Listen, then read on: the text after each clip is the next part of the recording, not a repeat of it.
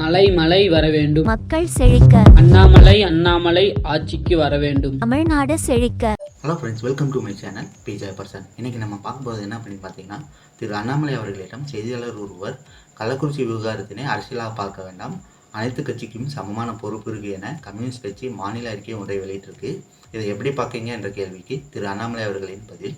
இன்றைக்கி கம்யூனிஸ்ட் கட்சி எப்படி ஆகிட்டாங்கன்னா, ஒரு காலத்தில் ஏழை மக்களுக்கு குரல் கொடுக்கக்கூடிய கம்யூனிஸ்ட் கட்சி இன்றைக்கி திமுகவின் அடிமையாக பேசிக்கொண்டு இருக்காங்க. திமுகவினுடைய அடிமையாக கலாச்சார சாவுனா நான் சின்ன வயசில் பார்த்துருக்கேன்.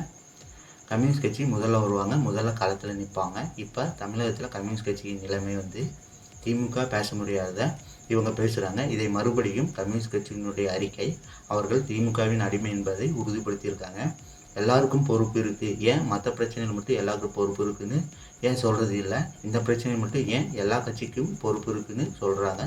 ஏன் டாஸ்மார்க் பற்றி கம்யூனிஸ்ட் கட்சி பேசலை, ஏன் இவ்வளவு சாராய வளர்ச்சியை பற்றி பேசலை. அதனால் கம்யூனிஸ்ட் கட்சியின் அறிக்கை என்பது நிச்சயமாக கம்யூனிஸ்ட் கட்சி தனது சித்தாந்தத்திலிருந்து தடம் பொருந்து உள்ளது என்பதை காட்டுகிறது என திரு அண்ணாமலை அவர்கள் பேசியுள்ளார்.